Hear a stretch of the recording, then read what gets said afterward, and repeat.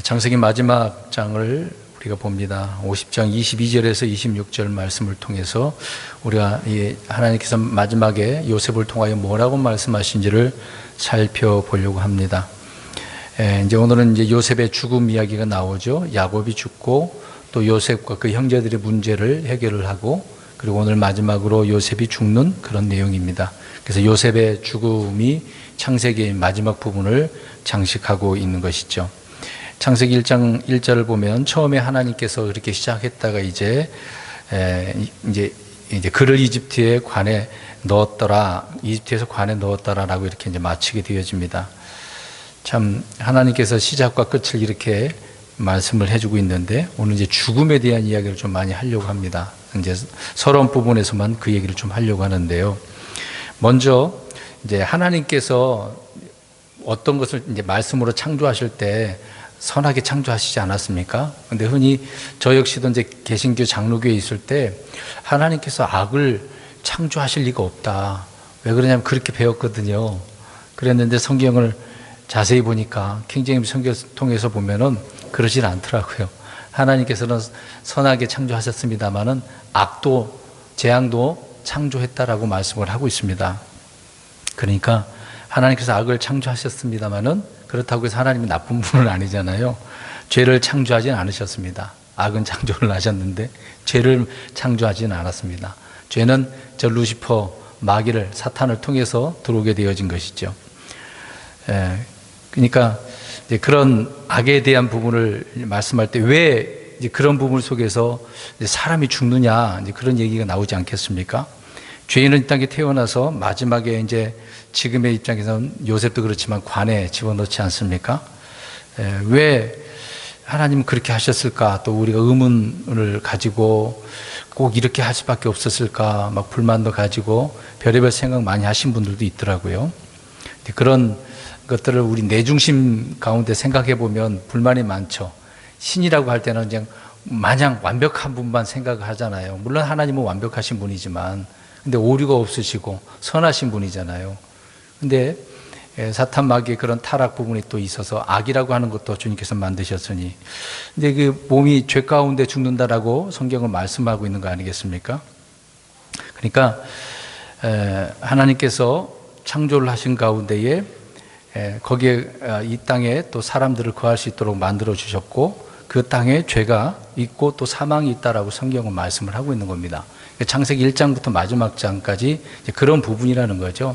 하나님께서 처음에 그렇게 하나님께서 하셨고 마지막에 사람이 죽었다라고 할 때 이런 부분을 우리가 생각해 봐야 된다라고 하는 것입니다. 물론 이제 아담이 죄를 지었죠. 근데 아담 전에 누가 또 죄를 지었습니까? 이브, 하와, 이브가 죄를 지었습니다. 그럼 이브 전에는 누가 죄를 지었습니까? 루시퍼. 물론 영적인 많은 존재들도 타락한 부분이 있습니다. 근데 아담으로 말미암아 이제 들어와서 온 인류가 다 이 죄 가운데 속하게 된 부분을 이야기해주고 있는 것이죠. 그러니까 한 사람으로 말미암아 죄가 세상에 들어왔다라고 로마서 5장 12절 말씀을 통해서 알 수가 있습니다. 그러니까 이 아담을 통해서 모든 사람이 다 죄 가운데 거하게 됐다라고 하는 부분을 언급하고 있는 것이죠. 사망이라고 하는 것이 이 세상에 존재하게 된 원인이 여기에 있다라고 말씀을 하고 있는 것입니다. 그러니까 이제 바울은 여기에 원인을 찾고서 말씀을 하고 있는 것이죠. 그러니까 한 사람의 범죄로 말미암아 사망에 한 사람을 통해서 굴림했다. 또 굴림이라고 하는 것은 다스린다, 그런 부분이 아닙니까? 그러니까 죄가 이렇게 죄를 다스리고 사람을 다스리니까 어떻게 되겠습니까? 죄의 삭은 사망이다, 죽음이다라고 하는 부분인 것이죠.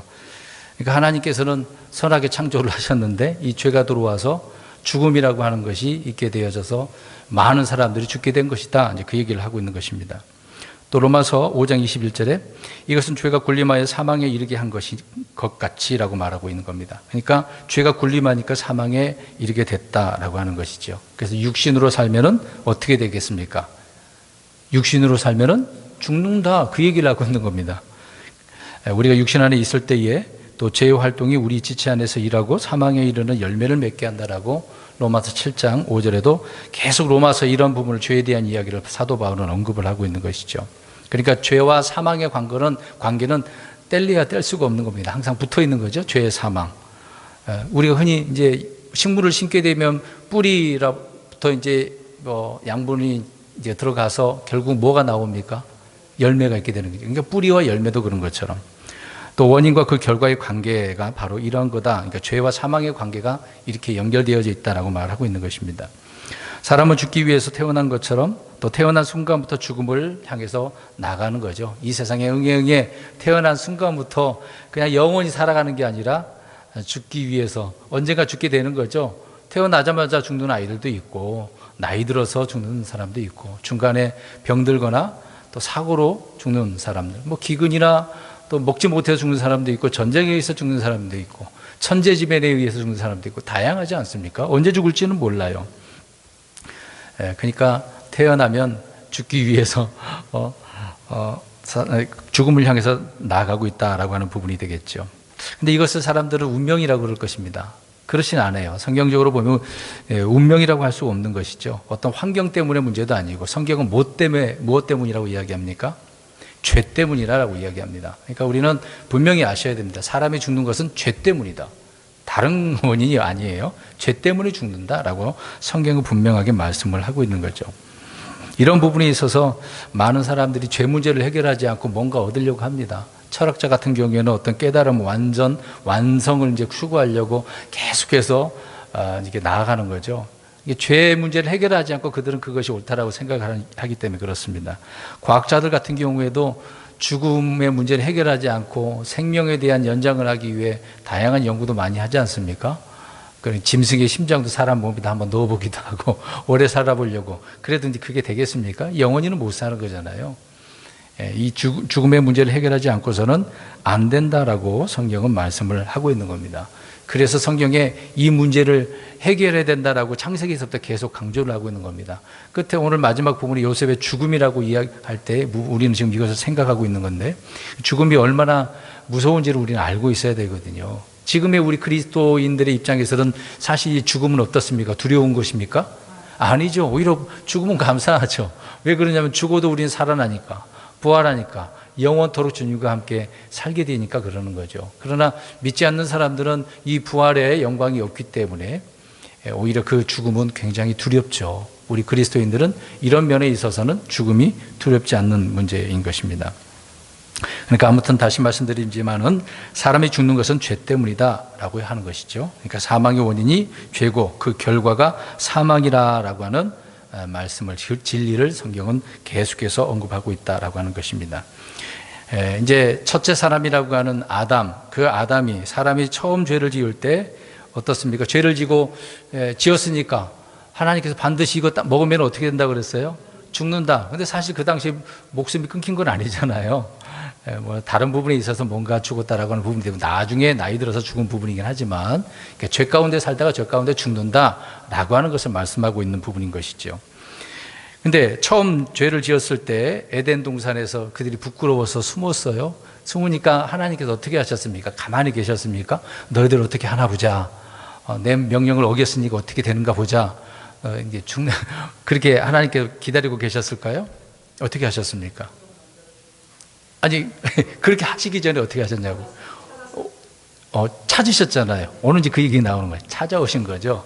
죄 가운데 살다가 죄 가운데 죽지만 그런 문제에 있어서 하나님은 그걸 해결해 주시려고 찾아오신다라고 이야기를 하고 있는 겁니다. 그러니까 사람이 아담이 처음 죄를 지었을 때 하나님께서 찾아오셨다라고 말씀을 하고 있는 거죠. 물론 찾아왔던지 창세기 3장에는 그 부분은 별도로 언급한 부분보다도 아담아 이렇게 부르신 부분이 되겠죠. 그래서 아담을 부르시면서 어디 있느냐라고 말씀을 하셨던 것입니다. 그러니까 잃어버린 죄인을 찾아오신 첫 번째 이런 사건이죠. 그러니까 죄 문제가 항상 있으면 하나님은 문제 해결을 하기 위해서 찾아오신다라고 하는 거죠. 지금 신약적인 입장에서 그러지 않습니까? 저희 여러분은 태어나자마자 나도 몰랐어. 근데 성경은 죄인이래요. 그럼 이제 나중에 우리가 복음을 통해서 내가 죄인이구나 이제 깨닫게 되지 않습니까? 네, 이제 그런 부분이잖아요. 그러면 그러기 전에 하나님이 어떻게 찾아오시는 거죠? 평범한 우리가 불신자라고 생각했을 때 어떻게 찾아오십니까? 직접 이 땅에 딱 오셔갖고 내가 왔어 그렇게 하시나요? 그렇죠. 믿는 자를 통해서 복음을 통하여 하나님께 찾아오시는 거죠. 그 말씀을 우리가 듣는 거죠.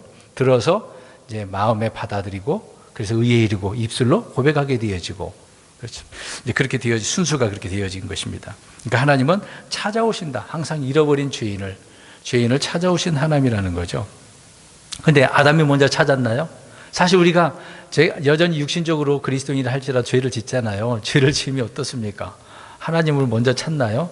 그러진 않아요. 성령님께서 먼저 야 이놈아 너 그 죄를 지으면 안 돼. 빨리빨리 회개해. 정신 차려. 그러니까 우리가 하나님께 용서해달라고 지금 육신의 행위에 대해서 기도를 할 뿐이지, 예?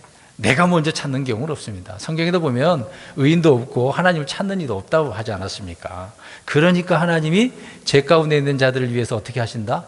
찾아오신다라고 하는 부분인 거죠. 오늘 요셉은 죽기 전에 자기 형제들에게 나는 죽는다. 그러나 하나님께서 너희를 찾아오신다라고 이야기합니다. 형제들에게 대언한 겁니다. 그 다음에 이제 자손들에게 한 거고요. 이것은 이미 야곱이 요셉에게 했던 대언의 말씀이지 않습니까? 저번에 말씀드린 것처럼 항상 믿음의 사람들은 하나님의 말씀을 이렇게 유언을 해요. 대언을 하는 겁니다. 이들은 대언자이고 그 대언의 말씀을 받아서 그대로 유언한 것 아니겠습니까? 자기 말을 전하는 게 아니에요.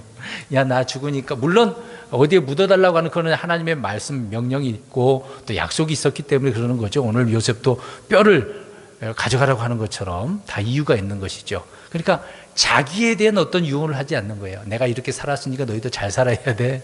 나쁜 짓 하지 마. 그런 게 아니라는 거죠. 이들은 주님의 말씀을 대언했다라고 하는 부분입니다. 오늘 요셉도 마찬가지입니다. 그래서 오늘 24, 25절에 하나님께서 반드시 너희를 찾아오신다라고 말씀을 하고 있습니다. 신약에서도 마찬가지죠. 예수님께서 이 땅에 오셨을 때도 표적과 기사를 막 보이고 그러지 않았습니까? 그때 백성들이 이것을 보고 주께서 우리를 찾아오셨다, 그렇게 언급한 부분도 있습니다. 그런 내용들이 몇 군데 있는데요. 굳이 지금 그걸 찾지는 않겠습니다만은, 그런 면에 있어서 우리 신약 그리스찬들에게도 마찬가지로 주님께서 찾아오십니다. 언제 찾아오시죠? 이제 죄 문제를 해결했으니까 우리를 데려가시려고, 부활 때나 휴거 때가 되겠죠. 공중제님의 우리를 데리러 찾아오신다라고 알 수가 있습니다. 그러니까 우리도 마찬가지로 내가 가는 건 아니잖아요. 물론 시간적인 입장에서 점점 좀 그렇게 가고는 있습니다만은 내가 가는 건 아니잖아요. 내 스스로 못 가잖아요. 주님께서 데려가셔야만이, 부르셔야만이 우리가 순식간에 변화돼서 올라갈 수 있는 것이죠. 그러니까 주님은 이렇게 다시 오신다고 약속을 하셨기 때문에 그 다시 오심에 대해서 늘 우리 그리스도인들도 역시 소망해야 됩니다. 오늘 요셉도 그랬잖아요. 분명히 하나님께 너희를 다시 찾아올 거다 그러니까, 그럼 이 말을 들었어. 맹세까지 했어. 어떻게 해야 됩니까? 기다려야 되는 거잖아요. 딴짓하지 말고. 오직 주님을 힘들고 어떤 환경에서도 기다려야 되잖아요. 지금도 마찬가지 않습니까? 우리를 이제 믿는 자를 데려오시기 위해서 오래 2000년 전에 말씀하셨고 또 사도들을 통해서도 말씀을 주시지 않았습니까? 근데 2000년대, 물론 일찍 좀 태어나신 분들 계십니다만 1900년대 이후로 태어나신 분들은 복음을 통해서 이제 예수님이 믿었으니까, 그러면 주 오심을 더 열심히 기다려야 되는 거 아닙니까? 우리는 그 당시 이 성경이 어디 있었겠어요? 아직 창세기 순서로 보면 성경이 있어요, 없어요? 없잖아요. 출애굽기 가서 모세를 통해서 하나님은 율법이라고 하는 것을 주시지 않습니까? 필사하게 된 거죠. 근데 우리는 66권을 완벽하게 계시된 말씀을 가지고 있는 건 아닙니까? 그럼 이런 말씀들을 읽을 때 확신 가운데 소망하게 되어지는 거잖아요. 그런데 매일매일 그 소망은 어디로 사라져 버려가지고 먹고 사는 데만 힘들어서 주님 괴로워요, 슬퍼요. 맨 노래도 괴로울 때 이런 노래만 부르고 그 부른 노래가 그것만 있나요? 다른 것도 많은데. 오늘 아까 찬송 부를 때 슬픈 노래 있었습니까? 물론 때로는 감정적으로 그런 부분도 있지만 대부분 저 같은 경우는 좀 활달한, 좀 힘 있는 노래를 부르기를 하거든요. 오늘 힘을 내기 위해서. 오늘 죽음 얘기하지만은 우리는 죽음이 슬픈 게 아니기 때문에 막 힘을 내서 노래 불러야 돼요. 막. 그러니까 주님을 기다리고 사모하는 자들은 오히려 복된 자들이잖아요. 불신자들은 막 괴롭고 막 슬퍼, 막 암 걸리면 그 즉시 막 눈물 흘리면서 내가 어떻게 살아왔는가 막 괴롭잖아요. 우리 그리스도인들은 뭐 그런 거 다 떠나서 아무것도 아닙니다. 아파도 상관없어요. 아파하고 눈물 흘리면서도 주님 감사합니다 그러는 거죠. 그렇게 사시고 계시나요? 아파갖고 하나님 도와주세요. 물론 아프니까 빨리 고쳐달라고 하죠. 네, 우리 소망이 주님께 있는 것입니다. 오늘 새벽에 딱 내려오는데 항상 달이 동그랬거든요. 환하게. 좀 날이 이제 좀 밝아져서 그러는지 좀 약간 희미하게 비치긴 하는 초승달이 보이더라고요. 아유, 둥근달이가 아니고 초승달이네. 그러면서, 주님 좀 더 늦게 오시려고요? 그렇게 생각하면서 잠깐 내려왔거든요. 우리는 날마다 소망 가운데 주님을 기다리고 있어야 된다라고 하는 것이죠. 왜 그러냐? 주님이 어떻게 하신다고 그랬으니까? 네, 다시 오신다고, 찾아오신다고 하셨기 때문에. 아브라함, 이삭, 야곱, 요셉이 평안하게 살다가 이렇게 죽게 되었습니다. 물론 그들의 과정을 보면 순례자의 삶이었고, 특히 야곱과 요셉은 굉장히 험난했죠. 그럼에도 그들은 주님의 약속의 말씀이 있었기 때문에, 계시의 말씀, 조명된 말씀이 있었기 때문에 늘 그 말씀 붙들고 살아갔던 거죠. 물론 쓴 것도 없는 거예요. 그냥 말씀 들은 게 다였던 것이잖아요. 가는 곳마다 하나님께 제단을 쌓았던 몇몇 부분에 그런 내용들이 있지 않습니까?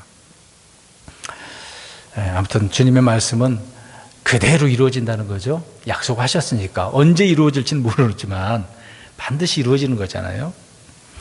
그래서 죽음이라고 하는 것이 얼마나 무섭고 떨리는 것이지만 우리 그리스도인들에게는 더 이것이 자유롭고 기쁘고 행복하게 되어지는, 오히려 소망이 되어지는 거다. 왜 그러냐면 주님께서 약속을 하셨기 때문에. 자, 22절부터 한 절씩 보겠습니다. 요셉 곧 그와 그의 아버지 집이 이집트에 거하였는데 요셉이 110년을 살았고, 요셉은 17세에 이집트에 팔려갔죠. 몇 세에 총독이 됐습니까? 30세. 이게 13년 후가 되겠죠. 그 다음에 110세에 죽었으니까 몇 년 동안 총독 생활을 한 거죠? 80년이죠. 80년. 어마어마합니다. 총독 그 기간은 80년. 노예 감옥 생활은 13년. 참 험난한 것 아니겠습니까? 그래도 고난의 기간은 그렇게 길진 않았네요. 13년. 그 13년의 세월이 얼마나 컸는지를 우리 뒤에 이제 시편을 찾아보면 알 수 있습니다. 그건 좀 이따 찾아보기로 하고요. 110세에 죽었네요. 아브라함 175, 이삭은 180, 야곱은 147세, 요셉은 110세에 죽었네요. 성경에 나이가 이렇게 나오네요. 얼마나 살았고 어떻게 죽었다라고 설명을 합니다. 근데 내용을 보면은요, 이집트에서 자기 형들보다 요셉이 먼저 죽은 것 같아요. 형들이 뭐 죽었는지 안 죽었는지 나온 거 아니고, 이제 여기 내용을 보니까 자기 형제들이라고 이야기 하잖아요. 이것을 볼 때 먼저 죽었다라고 하는 것으로 우리가 보여지게 되어집니다. 80년이라고 하는 긴 세월을 이집트에서 총독으로 지내며 어떤 나라 국고를 총괄하고 그렇게 운영해 나가지 않았습니까? 무엇보다도 기근 때에 이집트의 온 백성과 이스라엘의 온 집안을 모두 구원해낸 사람이죠. 그래서 세상의 구원자라고, 사분의 바데아라고 그런 이름까지 붙여진 것 아닙니까? 다 의미가 있는 거죠. 그냥 붙여진 의미가 아니죠. 이집트는 세상이라고 하는 의미를 담고 있기 때문에 세상의 구원자. 요셉은 누구를 예표하기 때문에? 예수님을 예표하기 때문에. 예수님도 세상의 구원자시죠. 근데 요셉은 단순한 정치 지도자가 아니었다는 겁니다. 예수님을 예표하는 자였고, 야곱의 장자잖아요. 사실상 루벤이 장자인데 장자권은 요셉에게 주어진 것 아니겠습니까? 요셉이 받은 그 계시의 말씀은 꿈을 통해서 형제들에게 또 부모에게 보여줬지만 어떻게 받아들여졌습니까? 형제들에 의해서 좀 믿고 막 거부감이 있는 거지. 너가 누군데 감히 우리가 너한테 경배하고 절을 하냐? 이제 그렇게 따지기 시작했잖아요. 그것도 몇 번이나? 꿈이 몇 번 꿨어요? 2번이나. 얼마나 기분 나쁘겠어요. 굉장히 기분 나쁘죠. 형들의 입장에서는. 그리고 또 이미 강의한 내용이지만 요셉이 채색 옷을 입고 막 그것은 이제 통치자의 그런 의미가 있잖아요. 형들이 하는 건 아버지한테 고자질하니까 보고를 하니까 더 기분 나쁜 거잖아요. 그리고 또 악한 행실이 또 있었지 않습니까? 그러니까 이런 모습을 볼 때마다 형들은 미워할 수밖에 없었던 거죠. 그럼에도 불구하고 하나님의 그 은혜가 있었죠. 근데 요셉이 자신의 힘으로 그렇게 했을까요? 고난의 그 기간 동안에 내가 열심히 살아야지, 열심히 살아서 형들의 이 문제를 원수를 갚아줘야지, 또 백성을 구해야지, 그랬겠습니까? 그런 거 하나도 없어요. 몰랐어요, 아직까지라도. 그냥 고난의 기간에 들어가 하나님께서 이미 꿈을 통해서 자신에게 주신 말씀은 있긴 있는데 이게 확실치 않은 거죠, 사실상. 만약에 그렇게 꿈을 꿨으면 하나님께서 당장 이루어져야 되는데 지금 무슨 과정이었어요? 고난의 과정이잖아요. 그러니까 인내의 시간이었던 것이죠. 그 시간에 신실하게 자기 일을 잘 감당했다는 겁니다. 종으로 팔려와서 보디발의 집에서도 어떻게 했습니까? 신실하게. 그러니까 모든 일을 어떻게 해요? 요셉에 맡기는 거잖아요. 감옥에 들어가서도 신실하니까 다 맡기는 거지 않습니까? 그러니까 우리 그리스도인들이 이걸 좀 본받아야 되는 것이 어떤 상황 가운데 내가 처한 직장이나 사업장에서도요, 이런 문제가 생기면 더 신실하게 해야 돼요. 내 할 일을 바르게 하면 그 다음은 이제 하나님께서 알아서 책임져 주시는 거지 않습니까? 그러니까 신실해야 사람이 봐도 뭐 근데 건드릴 수 없는 거거든요. 얘는 이래도 저래도 자기 할 일을 열심히 다 한다. 건들진 못하는 거죠. 오히려 더 위축되죠, 그 사람이. 아무튼 신실해, 감옥에서도 신실했고 총독이 되어서도 신실하게 하니까 파라오가 얼마나 기뻤겠습니까? 꿈 해몽도 놀라울 뿐더러 일하는 일처리도 보면 정말 대단했지 않습니까? 그러니까 모든 이집트 사람들도 뭐 그 앞에 머리를 숙일 수밖에 없는 상황이었던 거죠. 파라오에게도 그렇게 신실했던 사람이었다라고 성경은 말씀을 하고 있는 겁니다. 그것뿐만입니까? 자기 아버지와 자기 가족들, 야곱의 집안 식구들을 다 어떻게 했어요? 부양했다. 또 저번 주에 형들과의 문제가 있어서도 걱정하지 말아라. 당신들의 자녀들도 내가 부양하겠다. 책임져 주겠다. 대단한 사람인 거죠. 참 밧단 아람에서 태어나서 가나안에서 이렇게 어린 시절을 보내고 이집트에서 93년을 보낸 그런 세월, 그럼에도 이렇게 요셉은 경건하고 신실하고 거룩한 삶을 살았던 거죠. 더군다나 주의 영이 충만한 사람이 아니었겠습니까? 그러니 하나님께서 그렇게 위대하게 사용해 주셨던 것이죠. 자, 그러면 우리 아까 말씀드렸던 것처럼 시편 가서 보겠습니다. 시편 105편 117절. 예전에 이것도 설교도 했던 부분이 있는데요. 시편 105편 105편 보시겠습니다. 17절부터 22절까지 좀 길어도 읽어보자고요. 요셉을 우리가 지금 살펴보고 있기 때문에 17절에서 22절까지 시작. 그분께서 한 사람을 그들보다 앞서 보내셨으니 곧 요셉이라. 그가 종으로 팔렸도다. 그들이 그의 발을 족쇄로 상하게 하고 그를 쇠안에 넣어두되 그분의 말씀이 임할 때까지 그리하였으니 주의 말씀이 그를 단련하였도다. 왕이 사람을 보내어 그를 석방하였으니 곧 그 백성의 치리자가 그를 놓아주어 자유롭게 하였으며 그를 자기 집의 주로 삼고 자기의 모든 재산을 관리하는 자로 삼아 그가 기뻐하는 대로 자기의 통치자들을 통제하며 자기의 원로들에게 지혜를 가르치게 하였도다. 아멘. 이 내용을 보니까 대단하지 않습니까? 하나님께서 먼저 한 사람을 보냈는데 그 사람이 누구다? 요셉이다. 이집트로 앞서서 보냈다는 거예요. 사실상 요셉은 몰랐잖아요. 노예로 팔려간 것밖에, 형들에 의해서. 얼마나 잡혀갈 때 구덩이에서 울었다 그랬지 않습니까? 살려달라고. 요셉 역시 자신이 팔린 것이 주님이 먼저 보낸 것이다라고 나중에 형제들에게 이야기했던 거죠. 그 말씀 그대로 이 시편에도 언급을 하고 있는 겁니다. 요셉은 감옥에서 또 발이 족쇄로 묶였다고 이야기하고 있고 쇠 안에 두는 고통, 이게 착고에 매여져 있었다는 얘기죠. 어디 도망도 못 가는 겁니다. 그런데 이렇게 한 이유를 설명을 하네요. 무엇으로 요셉을 단련했다고 합니까? 주의 말씀.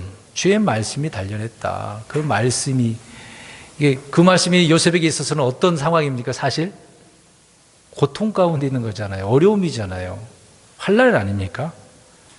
근데 그 말씀이 그냥 그걸로 끝나는 것은 아니었기 때문에 요셉은 견뎌내야만 했던 것이죠. 근데 요셉은 이런 부분이 뭐 이런 위대한 성품 갖는 것이 타고난 것은 아니지 않습니까? 말씀이 단련했다. 그 얘기를 하고 있는 겁니다. 그러니까 우리도 말씀이 우리 자신을 단련해야 돼요. 내가 열심히 우리 피트니스 훈련하는 데 가고 트레이닝 하는 데 가고 열심히 엮기 들면 몸이 막 근육 막 튼튼해지잖아요. 그런 식의 단련이 아니라는 거죠. 내가 막 이렇게 하고 오늘 내가 규칙적으로 뭐 하고 그런 부분이 아니라는 겁니다. 주님의 말씀이 우리를 단련한다. 때로는 막 굉장히 단단한 말씀처럼 먹기 힘든 고통스러운 말씀도 있는 거죠. 그런 부분에 있어서 단련한 거다. 우리 예수님도 이 땅에 오셔서 고난을 통해서 순종을 배웠다고 하지 않습니까? 사울도 그래서 배웠다고 하잖아요. 자족하는 것도 깨달았다고 하지 않습니까? 야곱도 그렇고 다윗도 그렇고. 그러니까 이 고난이라고 하는 풀무를 통과를 해야만 한다. 그렇게 통과를 해야 온전한 금이 나오는 것처럼, 정금이 나오는 것처럼 우리도 그런 사람이 되는 거죠. 그러니까 고난 없이는 안 된다는 겁니다. 평범하게 살 수는 있어요. 그냥 아무 어떤 굴곡이 없이 쭉 가는 사람도 있긴 있어요. 근데 성경 내용에 보면 그런 사람보다 오늘 굴곡이 있고 고난이 있고 말씀이 이렇게 단련 많이 하는 사람하고 좀 다른 점이 굉장히 있습니다. 믿음의 차이가 많이 있겠죠. 그러니까 이런 어려움을 통과해야 온전한 사람으로 드러날 수 있다라고 하기 때문에 하나님께서는 때로는 시험도 우리에게 주시는 것이죠. 욥이 그래서 그런 고백도 하지 않습니까? 주께서 나를 단련했다라고 이야기를 하고 있는 거죠.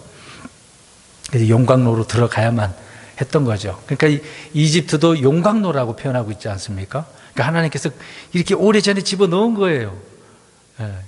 400년, 430년을 또 표현도 있지만 그 기간 동안에 들어가가지고 얼마나 힘들었겠습니까? 물론 아브라함 그때여서 부를 때 그 시작부터가 되겠습니다만은 많은 시간들 동안에 그들이 고통 가운데 있었던 거죠. 그게 단련 기간이었다. 근데 잠언 17장 3절을 보면은요, 마음을 단련하신다고 또 말씀도 있습니다. 우리 그리스도인들도 마음도 다스려야 돼요. 말씀이 그렇게 돼야 된다. 23절입니다. 에브라임의 자손을 3대까지 보았으며 므낫세의 아들 마길의 아이들도 요셉의 무릎 위에서 자랐더라. 자식을 낳았는데 아브라함의 자손을 몇 대? 3대. 므낫세의 자손도 몇 대예요? 므낫세하고 그 아들 마길의 아들들, 그 아들들이 이제 길르앗이 있거든요. 그러니까 이 아들들이 요셉의 무릎에서 자랐다라고 이야기를 하고 있습니다. 그러니까 죽기 전에 이집트에 나가게 되어지는 그런 세대를 보게 되어지는 부분이라고 봐야 되겠죠. 그 후손들이 살아서 나가게 되지 않겠습니까? 길르앗이 출애굽 때 나왔거든요. 그러니까 그들이 살아 있을 때 죽은 거잖아요. 그 이제 죽은 다음에 이제 이집트에서 나왔을 뿐이지. 이제 다 봤다는 얘기입니다. 민수기 26장 29절을 보면 출애굽의 세대를 계수할 때 므낫세 아들들 중에서 마길에게서 난 것은 마길 족속의 가족이니라. 마길이 길르앗을 낳고 길르앗에게서 길르앗 족속의 가족이 나니라. 이렇게 말하고 있는 것처럼 3대를 다 본 거라는 얘기죠. 참 놀라운 부분인 것이죠. 어떻게 보면 뭐 장수 아닌 장수 또 했다라고 보게 되겠네요. 24절입니다. 요셉이 자기 형제들에게 이르되 나는 죽으나 하나님께서 반드시 너희를 찾아오사 너희를 이 땅에서 빼내어 아브라함과 이삭과 야곱에게 맹세하신 땅으로 데려가시리라 하고, 형제들에게 주님의 오심이네요. 물론 이 땅 뭐 공중재림 지상재림은 아니지만 하나님께서 직접 이 땅에 오시는 그런 부분이 아니고, 물론 나중에 모세를 통해서 하나님께서 이스라엘 백성들에게 찾아오신 거죠. 그래서 형제들에게 주님의 오심, 이집트에서 나오게 되는 흔히 말하는 출애굽에 대한 부분을 말해주고 있는 것입니다. 이것은 요셉이 자기 아들 둘을 데리고 야곱에게 갔을 때 이미 야곱이 해준 말이잖아요. 앞에서도 그렇고 계속해서 하나님의 말씀을 그대로 믿고 있었기 때문에 대언하면서 유언하고 있는 겁니다. 또 유언도 자기 말을 유언한 게 아니라 주님의 말씀을 유언하고 있는 거죠. 나는 죽으나 하나님께서라고 이야기합니다. 참 우리가 죽을 때 자녀들에게 이런 말 후손들에게 해줄 수도 있잖아요. 나는 지금 이런 상황에서 이제 숨이 이제 간다 하는 그런 상황이잖아요. 나는 죽으나 하나님께서 분명히 너희들을 데려오실 거다. 그 말씀 맞아요, 안 맞아요? 지금의 입장에서도 맞잖아요. 공중재림에 우리를 데려오실 것이니까, 부활할 때 오실 거니까요. 참 이런 말을 하고 죽는다라고 할 때 놀라운 게 뭐 감동의 말 아니겠습니까? 별 말 아닌 것처럼 보이지만, 이 일은 야곱이나 요셉이 사실 하는 게 아니라 하나님이 행하신 일이거든요. 나는 죽으나 하나님께서 너희를 찾아오신다. 지금 나는 뭐 죽어서 끝나는 거잖아요, 사실상은. 그러나 하나님의 일에 대해서 지금 말하고 있는 거다. 야곱이 죽어도 하나님은 일하시고, 요셉이 죽어도 하나님은 일하시고, 우리가 병들든 뭐 하든 하나님은 자신의 말씀하신 것 이루신다는 거예요. 놀랍지 않습니까? 우리는 내가 지금 하나님 아무것도 안 할 것처럼 생각하잖아요. 누가 그러잖아요. 저기 뭐 빤스 목사, 내가 말하면 하나님 뭐 아무것도 안 한다고, 내 말 한마디면 하나님 깜빡 죽는다고. 하나님 그러면 일 안 하신다는 얘기잖아요. 그 한마디에 말이 됩니까? 그건 아니잖아요. 하나님은 우리가 뭐라 그래도 자신이 하신 말씀을 다 자신이 이루신다는 얘기입니다. 야곱이 죽고 요셉이 죽는다 해도 달라질 것은 없다는 얘기가 되겠죠. 오늘 다시 24절 보시기 바랍니다. 야곱을 통해서 선포된 이집트에 나오게 되어지는 그 말씀을 요셉을 통해서 다시 한번 이스라엘에게 선포되어지는 그런 내용의 말씀인 것이죠. 특이한 점은 이스라엘은 주님이 언제 오실지를 알고 있다는 얘기죠. 이미 400년 만에, 총 이제 430년 기간이 되는 것이지만 그 기간 정확하게 어느 정도 추산을 하면 기간을 알 수 있어요, 없어요? 특이하게도 이스라엘 백성들에게는 그렇게 연대적인 부분을 좀 암시적으로 해주셔서 알 수가 있어요. 알 수가 있습니다. 희한하죠? 그 4대 만에 가나안 땅으로 돌아올 것이라는 말씀이 있었기 때문에 그냥 지금 세대가 그만큼 됐으니까 조금만 더 기다리면 된다는 얘기 아니겠어요? 근데 기다리고 있었을까요, 솔직히? 말씀하시긴 했어. 근데 언제는 모르지만 온다고 하는 것은 알고 있긴 해요. 지금 상황이에요. 나중에 보면 다 알고 있었던 거잖아요. 근데 소망하고 있지는 않았다는 얘기죠. 그러니까 말씀만 믿으면 뭐 걱정할 거 없어요. 성경 어려운 게 없다, 그 얘기입니다. 그래서 요셉은 자기 형제들에게 주의 오심으로 말미암아 이집트를 떠나게 될 것, 그리고 약속의 땅으로 돌아간다라고 하는 것을 선포를 하게 되어지는데, 이 말씀이 언제 이루어집니까? 모세를 통해서.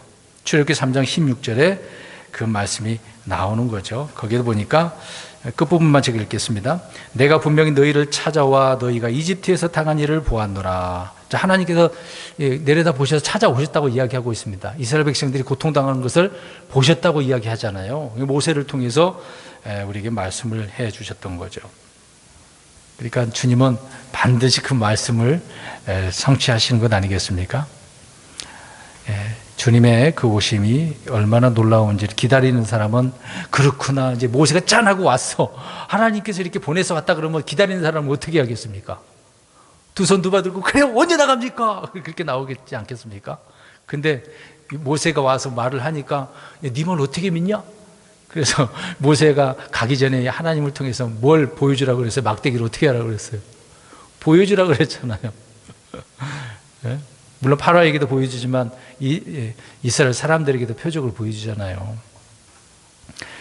그렇게 그걸 봐야 하나님이 보낸 사람이구나 믿고 따르게 되어지는 거죠. 25절입니다. 또 요셉이 이스라엘 자손에게 맹세하게 하여 이르기를 하나님께서 반드시 너희를 찾아오시리니 너희는 여기에서 내 뼈들을 가지고 올라갈지니라 하였더라. 이번에는 누구에게 맹세시켜서 말을 합니까? 이스라엘 자손. 좀 전에는 자기 형제들에게 당부한 거죠. 형제들에게 이거 후손들에게 꼭 알려줘야 된다. 그리고 자손들도 왔으니까 맹세까지 시키는 거잖아요. 무슨 맹세 시킨 거예요? 하나님께 반드시 오시지만 자기 뼈를 가지고 올라가라. 여기에 있을 수는 없는 거죠. 유대인들은 이집트에 묻히면 안 되잖아요, 사실상. 물론 죽은 사람은 어쩔 수 없는 거지만. 요셉은 하나님께서 반드시 찾아오신다는 사실을 믿었었던 거죠. 그래서 자손들에게 맹세까지 시키고 뼈를 가지고 올라가라고 말을 했던 것입니다. 이는 자기 형제들과 자손들에게 주님의 오심과 이집트에서 나가게 되어진 것을 그들에게 믿음을 주기 위한 거잖아요. 자, 보세요. 믿음은 어디에서 생기죠? 말씀을 들으면서. 그러니까 말씀을 주는 거잖아요. 그러면 그 말씀을 들었으니까 믿음이 생기는 거죠. 그러니까 믿음을 주기 위해서 이 주님의 오심과 이집트에서 나가게 되는, 하나님께서 반드시 찾아오신다 알려줬던 거죠.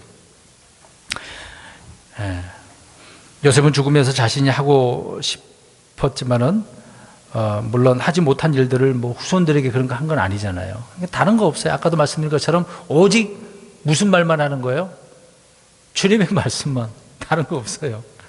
주님의 그 약속의 말씀을 하고 있었다. 그러니까 요셉의 관심은 자기 자신이 아니라 하나님이 너희를 찾아오신다라고 하는 약속의 말씀에 있었던 것이다 라고 하는 것입니다.